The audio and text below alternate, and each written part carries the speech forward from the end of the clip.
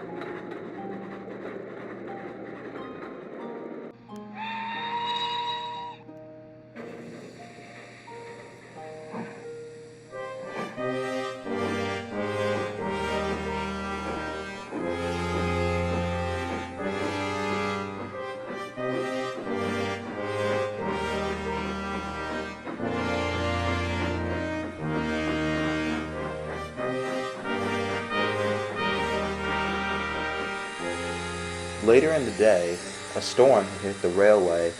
Bradford was in the back of the sheds resting after taking a long freight train. However, he heard the sound of footsteps, Someone had entered the shed. Come on, old boy. We have another freight train to take. But I'm tired. I've already done a lot of freight work already. Well, you're the only engine available to take it. Bradford's driver had stepped into his cab, and soon, Bradford went to go take his train.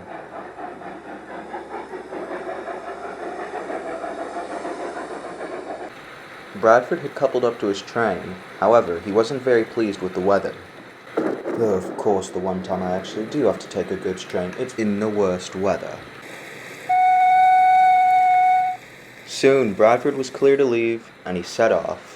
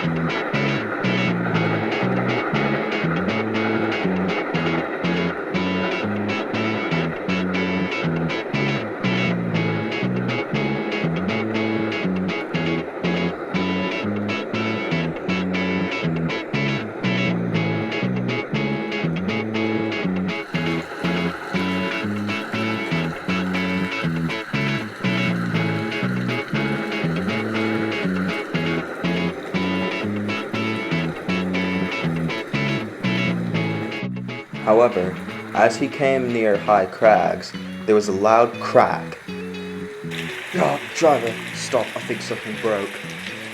Bradford stopped. However, he was in excruciating pain as he did.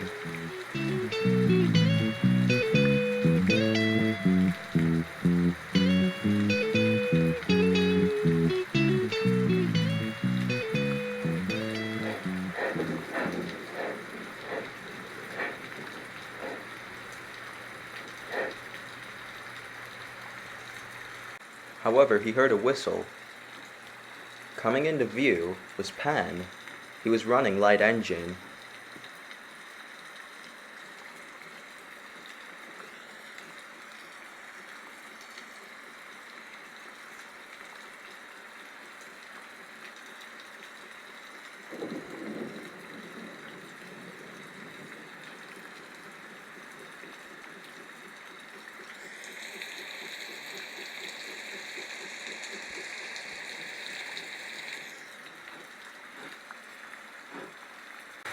Bradford, what's happened here? Oh, Penn, glad you're here. I need you to help me out here. You see, I'm breaking down and... Look, I'd love to help, but I have another evacuation train I need to take. It's urgent and... Penn, please, I'm begging you. I need help. Alright, let me switch tracks and I'll help. Oh, thanks, mate, you're a lifesaver. Penn reversed to go switch tracks and couple up to Bradford. Soon, he had coupled up. Now remember, I am a passenger engine. Don't expect this to be a slow train. Penn set off, pulling Bradford and the train.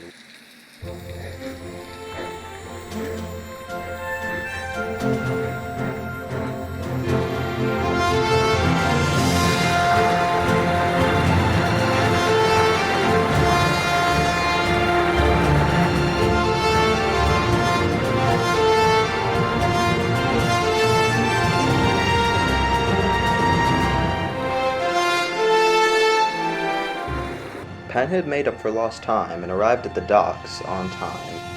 The rain had stopped, much to the delight of the two engines. In the sheds, Mr. Lance had gathered the engines together for a meeting. Well, engines, today you have all certainly worked hard. Sir, I do apologize. I was helping Bradford and I wasn't able to take my train. It's alright, Penn. Luckily, Bradford's incident wasn't too bad, and he was able to get repaired quickly. As for your train, Simon was able to take it. Simon? Yeah, it wasn't too long of a train, so I was able to handle the train length. Well, thanks, mate. Anyways, engines, I'm sorry to tell you this, but today was only the beginning of many hard days we'll have. I don't know when things will get better, but all we can do for now is grin and bear it. Yeah, guess that's all we really can do. Indeed. Anyways, engines, you'd best get some sleep. Tomorrow may be even busier than today. The engines went to sleep. However, the next day would bring an announcement that would shock everyone on the Rosworth Vale.